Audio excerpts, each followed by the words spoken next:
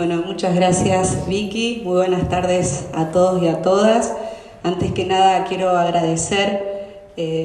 por invitarme a formar parte de esta prestigiosa jornada. En particular quiero agradecer a las autoridades de Santa Cruz, a Analía por el cálido recibimiento,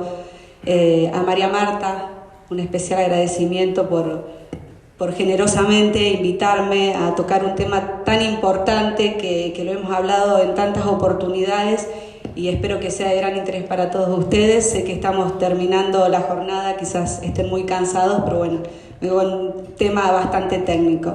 Antes de arrancar también con la temática del día de hoy, quiero dejarles un beso y un feliz cumple a otra cordobesa que me está acompañando en el día de su cumpleaños, Mariana. Espero que la estés pasando bien.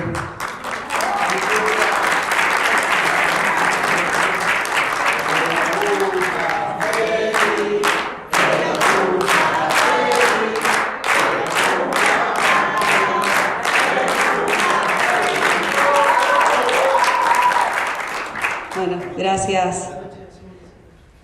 Gracias, Mari. Esta noche te festejamos el cumpleaños.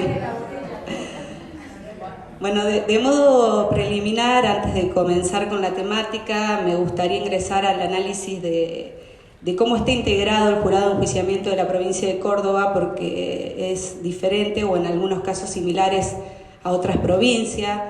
Por supuesto que está regulado por nuestra Constitución provincial, en el artículo 159, en segundo párrafo, en donde nos indica que tiene que estar integrado por un vocal del Tribunal Superior de Justicia y 4 legisladores, 2 por la mayoría y 2 por el bloque de la minoría. En mi caso, bueno, formo parte del bloque de la mayoría y 1 por la primera minoría y otro por la segunda minoría. Como les decía, podrán advertir que quizás es un poco diferente la integración del jurado de enjuiciamiento de la provincia de Córdoba. Es una institución, un órgano autónomo, no está vinculado con el Consejo de la Magistratura, y también siempre decimos que quizás tiene una preponderancia política, y por supuesto creemos que de esa forma hacemos un sano equilibrio, no solo porque están representados todos los bloques de la legislatura, sino que tenemos la interpretación de un vocal del máximo Tribunal Superior de Justicia, y por supuesto también que se los prefiere a que todos sean abogados. También creo que es oportuno recordar que para un buen funcionamiento y adecuado de la justicia, que todos acá son conocedores del tema, es preciso siempre el respeto irrestricto al principio de independencia del Poder Judicial, condición esencial para la fórmula republicana de gobierno, y también creo que una de las garantías que hace esto es la inamovibilidad de los jueces. Yo voy a ser bastante técnica y voy a citar a la doctrina y a muchos académicos, creo que es muy necesario para después entrar en la temática que hoy me toca abordar. Y en este sentido quiero citar al doctor Omar Paoloni, que en su libro El enjuiciamiento de magistrados y funcionarios recuerda que no solo se concibe un poder judicial independiente dentro de la relatividad del concepto de independencia de los poderes gubernativos, sin que todos sus miembros gocen de la inamovilidad de sus cargos mientras observen su buena conducta. Es por esos motivos que cualquiera sea la calificación de las causales que pueden dar origen a la remoción de un magistrado, es imprescindible siempre interpretarlas en el marco de la garantía de inamovilidad, y que por supuesto una vez iniciado el proceso de destitución en la óptica del debido proceso, como todos sabemos. El objetivo de esta breve exposición es para reflexionar sobre y respecto a la destitución de la causal de inhabilidad física o psíquica del magistrado, y abordar algunas inquietudes que pueden suscitar en torno a esta interpretación y aplicación. Por eso, cuando teníamos que citar el tema de traer este congreso y este conversatorio tan importante, que lo hablábamos con la doctora María Marta, siempre teníamos la inquietud y conversábamos sobre las causales de remoción de nuestra provincia, pero reflejadas y en comparación con otras provincias. Y por eso surgió la necesidad de reflexionar y hablar sobre la causal de inhabilidad física o psíquica, y también en la comparación con la causal de mal desempeño. ¿Por qué digo en la comparación con la causal de mal desempeño? Porque algunas de las provincias que nos representan acá La causal de inhabilidad física y psíquica se encuentra subsumida dentro de la causal de mal desempeño, pero en Córdoba no, son causales autónomas de destitución. Por eso también quiero, en este caso, hablar de algunas definiciones doctrinarias que se ha esbozado sobre la inhabilidad física y psíquica y del mal desempeño. La inhabilidad física se ha definido por el autor Novillo Corbalán como un impedimento, disminución o defecto corporal de suficiente entidad como para imposibilitar que el juez o funcionario desempeñe el cargo en forma debida. Por otro lado, el mismo autor señala que la inhabilidad psíquica implica una falta de capacidad intelectual por insuficiencia o alteración de las facultades mentales que le impiden desempeñar el cargo. En ambos casos vemos que se advierte que no cualquier anormalidad produce inhabilidad en este sentido, sino que fundamentalmente el defecto debe trascender al campo intelectual y volitivo. Por otro lado, en cuanto a la causal de mal desempeño, también se ha conceptualizado como la falta de idoneidad que abarca el aspecto técnico como el moral y comprende a. Dignidad de conducta de acuerdo a las exigencias del honor y consideración que el Estado oficial exige. B. Urbanidad y eficiencia en la conducta del servicio comprensiva de buenos modales e idoneidad técnica. C. Fidelidad en la conducta en el cumplimiento del juramento prestado. D. Lealtad al orden jurídico político del Estado con una conducta consecuente por la que se cumple y haga cumplir las normas del orden jurídico vigente. Quiero traer a colación en este orden de ideas que en el fallo Brusa de la Corte Suprema de Justicia de la Nación, que seguramente muchos conocen, se deja sentado un criterio de mal desempeño al establecer que basta para separar a un magistrado la demostración de que no se encuentra en condiciones de desempeñar el cargo en las circunstancias que los poderes públicos exigen. Desde el punto de vista también de la regulación positiva, la Constitución Nacional prevé en su artículo 110 que los jueces de la Corte Suprema y de los tribunales inferiores de la Nación conservan sus empleos mientras dure su buena conducta. Por supuesto que esta norma tiene una reglamentación que podemos encontrarla en el artículo 25 de la Ley Orgánica del Consejo de la Magistratura de la Nación, el cual establece que se consideran causales de remoción de los jueces de los tribunales inferiores de la Nación el mal desempeño, la comisión de delitos en el ejercicio de sus funciones y los crímenes comunes. Por supuesto que seguidamente el mismo artículo sufre modificaciones en el artículo 17 de la Ley 26080 que enumera algunos supuestos de mal desempeño, entre los que se incluye expresamente la incapacidad físico-psíquica sobreviniente para ejercer el cargo. De modo que, lógicamente, esto significa que en esta última causal se encuentra subsumida dentro de la causal genérica de mal desempeño. O sea, acá la contiene a la causal de inhabilidad física y psíquica dentro de la causal de mal desempeño. También puedo dar un caso jurisprudencial, el Jurado de Enjuiciamiento de Magistrado de la Nación, en el caso Caro, que finalmente concluyó con un archivo de la denuncia, sostuvo por voto minoritario que la causal de constitucional de mal desempeño se configura cuando un magistrado ha perdido las condiciones necesarias para continuar en el ejercicio de su función, es decir, que no cuenta con la idoneidad suficiente para mantener el cargo, entendiendo como condición de idoneidad, entre otras, la buena conducta personal, la salud física, equilibrio psicológico, independencia e imparcialidad e integridad. Por su parte, acá esto es lo que quiero destacar, la regulación en el derecho público provincial ha sido diversa. En algunas constituciones como la de Salta, Catamarca, Tucumán, que hoy hay varios que nos representan acá en este foro, para citar algunas, no prevén la inhabilidad física y psíquica como causal autónoma de destitución. En cambio, sí, para mencionar alguna como Córdoba, Neuquén, Río Negro, en donde sí se contempla especialmente la inhabilidad físico-psíquica entre las causales de destitución de manera independiente y autónoma a la del mal desempeño. Particularmente, me toca hablar en el caso de la provincia de Córdoba, las causales de destitución de magistrados y funcionarios del Poder Judicial se encuentran contempladas en el artículo 154 de nuestra Constitución de la provincia de Córdoba, donde se prevé como garantía de independencia la inamovilidad de los mismos en el desempeño de sus cargos mientras dure su buena conducta, y se detallan expresamente en qué casos pueden ser removidos. Y el artículo 154 reza: los magistrados y funcionarios judiciales son inamovibles y conservan sus cargos mientras dure su buena conducta.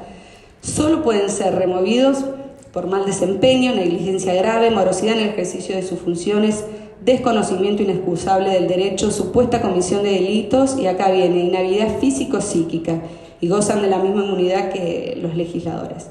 Para decir que se considera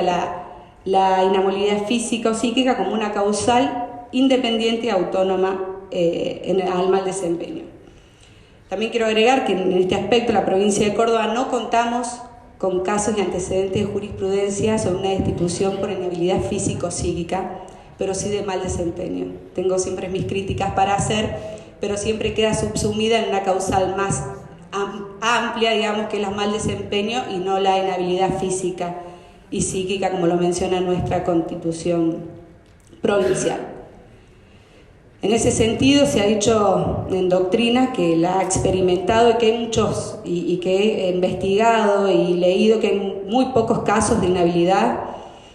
ello debido a que aparece como muy remota la eventualidad de que un funcionario con un impedimento físico o mental de naturaleza tal que le impida el correcto desempeño de su cargo insta a permanecer en sus funciones. Por lo general el funcionario tiene mucha honestidad en sus funciones y por lo general hay casos en donde antes ha renunciado.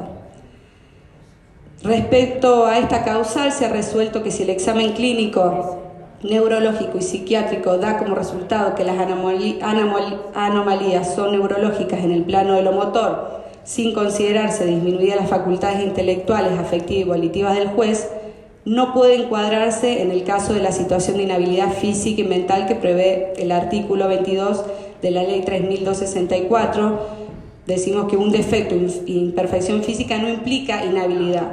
Si ciertos defectos físicos no importan inhabilidad para ejercer ciertas actividades de la misma naturaleza, como manuales deportivas, decimos que por supuesto menos va a suponer que esto va a impedir la actividad de un juez. Bueno, esto lo dijo el Tribunal de Enjuiciamiento de San Luis. Existen precedentes más recientes de la provincia de Buenos Aires, en el expediente caratulado Masón Rogelio Lorenzo, quien fue removido, en este caso como Tribunal del Juzgado Civil y Comercial número 6 del Departamento Judicial de Mercedes, mediante una resolución del 2019. Por entonces el funcionamiento de ese jurado estaba regulada por la ley que expresamente decía como causal de destitución estaba la inhabilidad físico-psíquica. Luego ha sufrido varias modificaciones introducidas por diferentes leyes y se reemplazó la redacción de los artículos eliminando la referencia expresa la causal de inhabilidad físico-psíquica del magistrado como causal de destitución. Pero en este caso que le estaba comentando de Mercedes, ha sido destituido por negarse injustificadamente a que le sean practicados controles médicos que determinen su capacidad laboral. Con el agregado que en los incisos de la reforma se le otorga al tribunal la posibilidad de ejercer un control de habilidad de los magistrados y como contrapartida de la inexistencia de la misma inhabilidad que conlleva la facultad de someter al funcionario en un proceso de destitución. En su resolución, el jurado de enjuiciamiento encuadra dicha causal de mal desempeño, haciendo lugar a la destitución con base en la pericia médica psiquiatra que le fuera realizado al magistrado, en el cual el perito médico determinó que el juez no se encontraba en condiciones de proseguir en sus funciones al padecer un trastorno bipolar consistente que no podía seguir ejerciendo su cargo y sus funciones porque eso le causaba una depresión y manías y demás. Pero este es un claro ejemplo en donde existía de manera autónoma, después por diferentes modificaciones queda subsumida en el mal desempeño, pero sí tiene un fallo en donde a través del mal desempeño le dan a través de una inhabilidad física, en este caso psíquica. Después también quiero citar al doctor Sánchez Viamonte en su obra El presidente Ortiz y el Senado, es muy conocida la obra, que entiende que la causal de mal desempeño comprende incluso los actos en que no interviene ni la voluntad ni la intención del funcionario. Es una expresión de contenido objetivo que no requiere la existencia de culpa o de falta y que abarca todo tipo de deficiencias, incluso la incapacidad. Una enfermedad produce un mal desempeño objetivo en la función jurisdiccional. En definitiva, Quiero decir que si bien las provincias han tratado esta causal en forma distinta, incluyéndose en algunos casos como causal de destitución autónoma y en otros casos como causal de destitución incluida la de mal desempeño, en esencia el trámite y tratamiento se da de manera similar para todos los casos y no se denota una divergencia sustancial en ninguno de los dos supuestos. Digamos, se termina destituyendo a un funcionario por inhabilidad físico-psíquica, pero bueno, en algunas regulaciones de constitución de diferentes provincias se hace de manera autónoma y otra no. Pero como todo, hay algunas cuestiones controvertidas.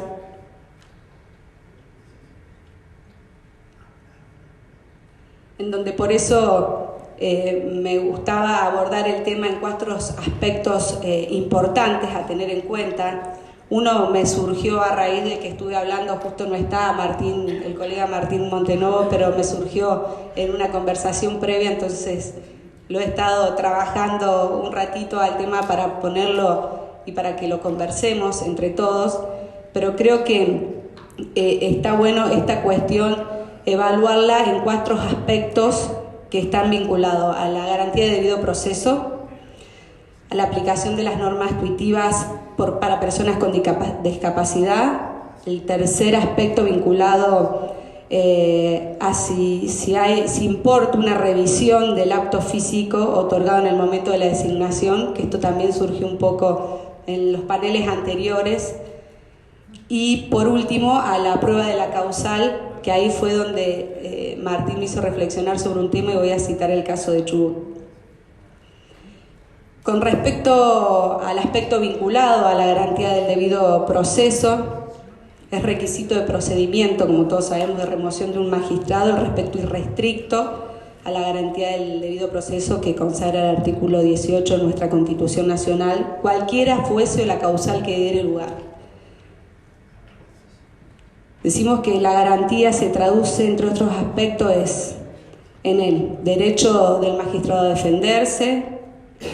de presentar los descargos que estime procedente, de contar con un patrocinio letrado, participar en el control de la producción de la prueba y por supuesto que también se cuente con el secreto de las actuaciones hasta el comienzo del juicio de destitución. En este sentido, los distintos ordenamientos locales prevén en general la facultad del magistrado o del funcionario denunciado, de designar un abogado que actúe en defensa de sus intereses. Por supuesto que también acá las diferentes provincias siempre hacen una distinta regulación en donde se permite 1 o 2 defensores y demás. En nuestro caso, en la provincia de Córdoba, el artículo 12 de nuestra ley de jurado de enjuiciamiento, el denunciado tiene derecho a defenderse personalmente o a hacerse defender hasta 2 abogados desde la matrícula o por el asesor letrado. Y si la defensa personal del imputado perjudica la eficacia de la misma o obsta a la normal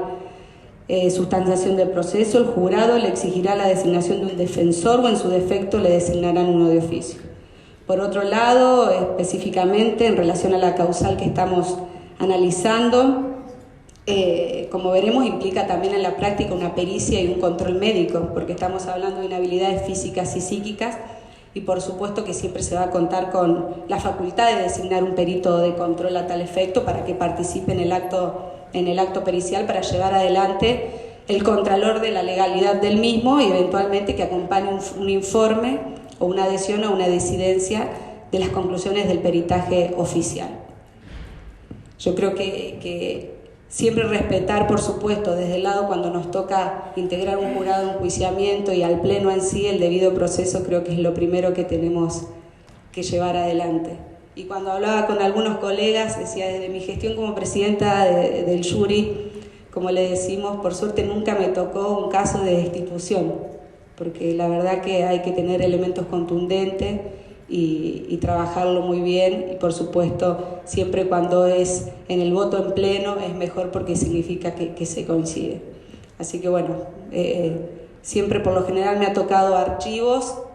y incluso no dar la admisibilidad del mismo porque como presidente del jurado en Córdoba tenemos la posibilidad de no otorgar la admisibilidad cuando vemos que no cumplen con los requisitos formales. Otro de los puntos a tener en cuenta es la aplicación de norma expeditiva para personas con discapacidad. La ley 7.956, que es de la provincia de Córdoba, de conformidad con lo previsto con nuestra Constitución provincial, establece en su primer artículo que el enjuiciamiento de los magistrados y funcionarios del Poder Judicial y los integrantes del Ministerio Público es a solo efecto de su destitución. Detener al análisis en esta expresión nos conlleva a abordar, digamos, la causal desde una perspectiva concreta, ya que del texto normativo surge con claridad el fin del procedimiento: excluir al magistrado funcionario de su labor judicial. Dicho esto, podría surgir la inquietud acerca de si es preciso establecer una diferencia entre la capacidad para el ejercicio de la magistratura y la capacidad civil de la persona del magistrado. Desde el momento en que la noción de inhabilidad, como hemos visto, implica hablar de una afección en la salud físico-psíquica de la persona en cuestión. Es importante este distingo por la circunstancia de que debe tenerse presente la posibilidad de la aplicación de los tratados de derechos humanos vinculados a las personas con discapacidad y, en su caso, el marco normativo del Código Civil y Comercial de la Nación, por tratarse de sujetos de especial tutela en razón de la situación de vulnerabilidad de su discapacidad que conlleva. El abordaje de esta causal desde esta perspectiva requiere un análisis, por supuesto, que excede los límites de esta presentación, que obviamente no podemos entrar en profundidad en estos momentos, pero sí siempre hay que tener en cuenta toda la protección que nos da nuestra legislación nacional y, por supuesto, el bloque de constitucionalidad, para siempre tenerlo presente y abordar interdisciplinariamente todos los peritajes necesarios. Después, otro de los temas importantes que se refleja y vinculado a esta causal, que creo que cabría que nos preguntemos si esta causal de inhabilidad, al implicar un reexamen de la capacidad físico-psíquica del magistrado, puede ser entendida como una facultad de revisión de la designación efectuada por el Poder Ejecutivo con acuerdo del Poder Legislativo,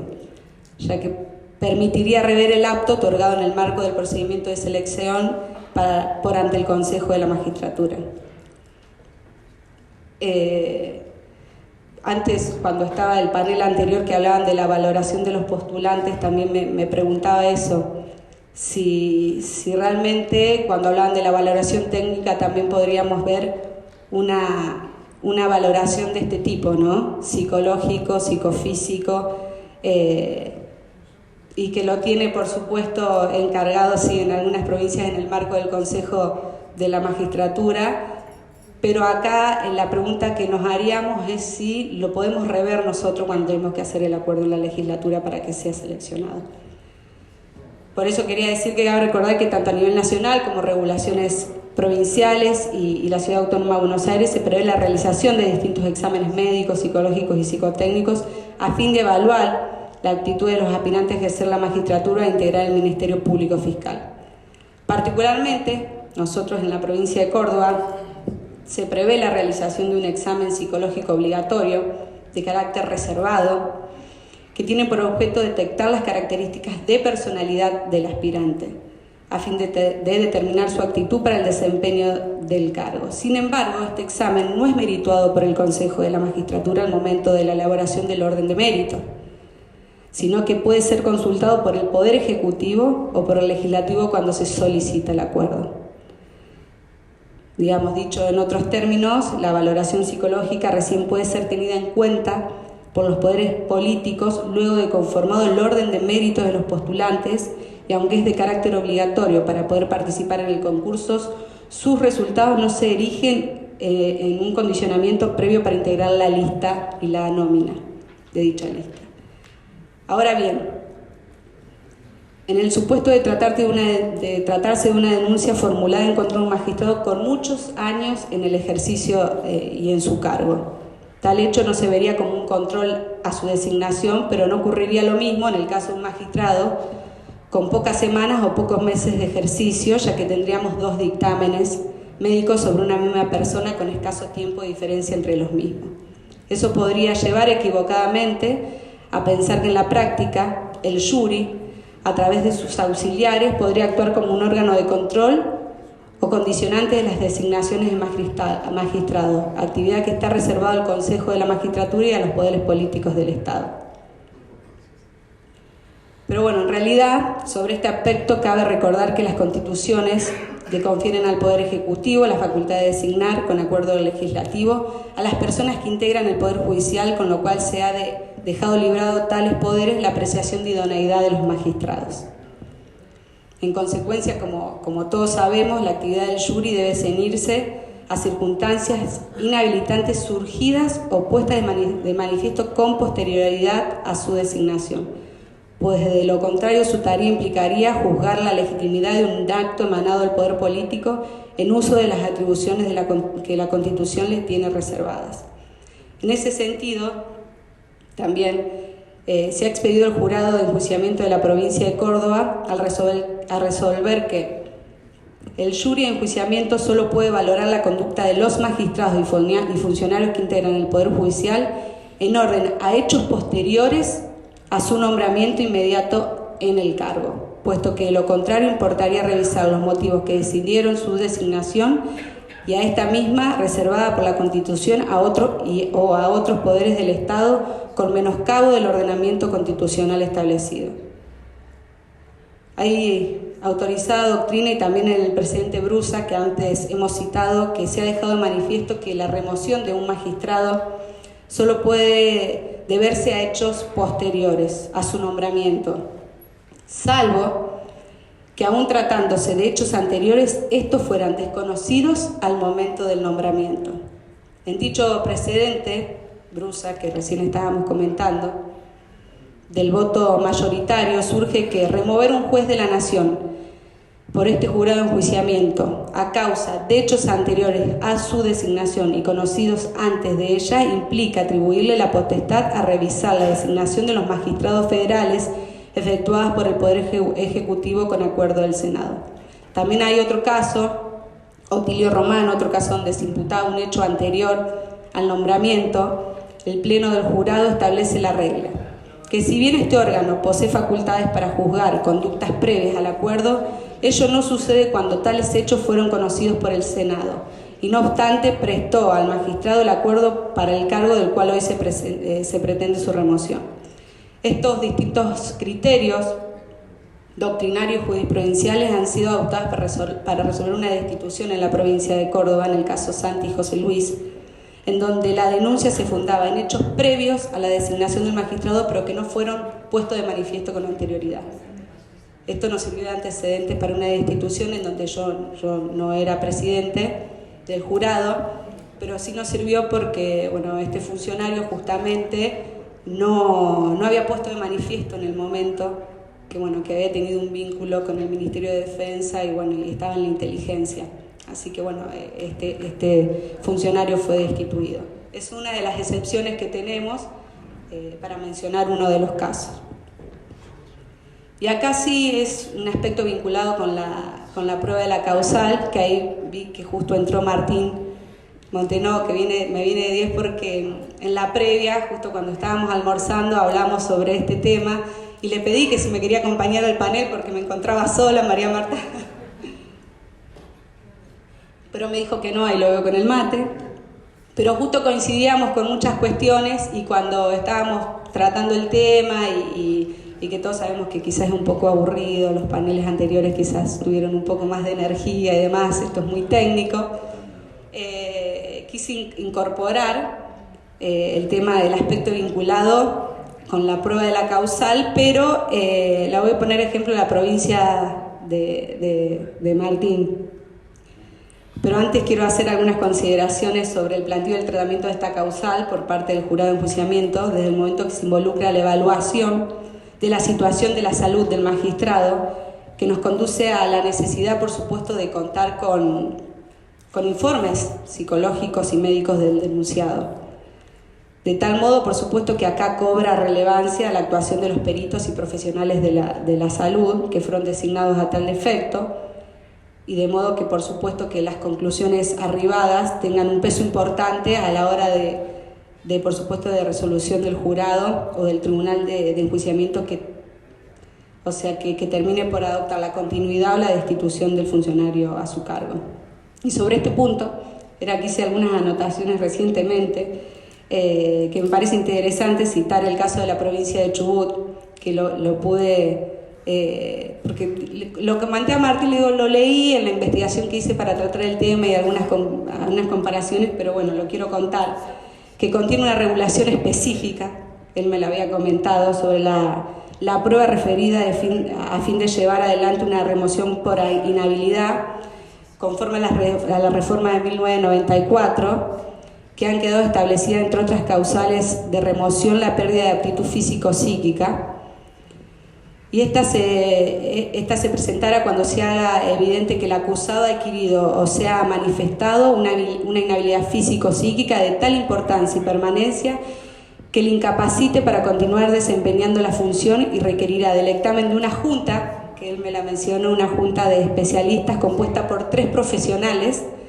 según lo prevé expresamente la ley. Esto, por supuesto, que no equivale a decir que la decisión sea transferida desde la óptica y de la órbita política hacia la médico-científica. Por supuesto que no, pero creo que es muy importante cuando está regulada de manera específica que la junta médica tiene que estar compuesta no solo por 1 o 2 peritos de control, sino por 3. Creo que es muy importante esto. Y como también decíamos hace unos minutos, cualquier valoración siempre se debe tener en cuenta cuál es el sentido y la finalidad del proceso de remoción. Esto, por supuesto, que siempre en última instancia salvaguardar la adecuada prestación del servicio de justicia por parte de los magistrados y funcionarios que integran el Poder Judicial. También a modo de ejemplo quiero citar una jurisprudencia del Jurado de Enjuiciamiento de la provincia de Buenos Aires, que ha expresado que su función se limita a valorar la probanza para establecer si ha mediado un apartamiento de la buena conducta, que es un requisito indispensable para la conservación del cargo de magistrado, aclarando que su accionar juzga la responsabilidad política de los magistrados por la circunstancia que se denuncia, para resguardar debidamente los intereses de la comunidad confiado a la custodia de los jueces y no para sancionar a los magistrados. Para ir finalizando, porque seguramente pueden contar las experiencias del jurado de enjuiciamiento de cada una de sus provincias, cómo se desempeñan, cómo están integrados y también cómo tratan estas causales, por supuesto, y sin perjuicio de las particularidades que presenta esta causal de inhabilidad físico-psíquica para la destitución de un magistrado. En la práctica requiere y debe traducirse siempre en un mal desempeño de la función jurisdiccional por parte del acusado, es decir, la inhabilidad debe verse reflejada en una concreta afección en el desarrollo de las funciones para la cual ha sido designado juez o fiscal. Por esta razón, aun cuando en algunas legislaciones no esté prevista como causal autónoma, es posible fundar una destitución por este motivo en aquellos ordenamientos que solo la prevé de modo genérico la causal de mal desempeño, en la medida siempre que se verifiquen las circunstancias antes descritas y que pongan en evidencia una falta de idoneidad de magistrados para ocupar el cargo que detentan con afectación de los intereses públicos en juego. En todos los casos, la garantía constitucional del debido proceso exigirá que se asegure al acusado la posibilidad de contar con un adecuado control en la producción de la prueba, lo cual no solamente supone, desde luego, el patrocinio letrado de un abogado como garantía genérica a lo largo de todo el proceso, sino también la posibilidad, como les decía, de designar un profesional médico psicólogo que ejerza un control científico, técnico y específico sobre el acto pericial o examen que se practique.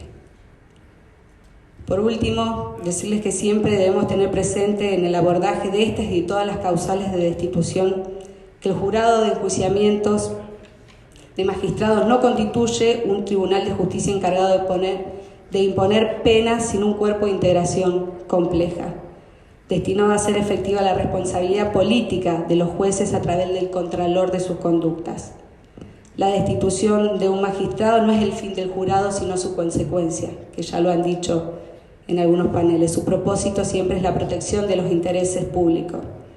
Por supuesto que este siempre debe ser el norte que debe guiar el funcionamiento de los órganos de control de actuación de los magistrados, para de este modo asegurar no solo la adecuada prestación del servicio de justicia, la vigencia del sistema republicano, sino también la plena observancia de nuestra Constitución y, por supuesto, siempre velar por la independencia del Poder Judicial. Muchas gracias.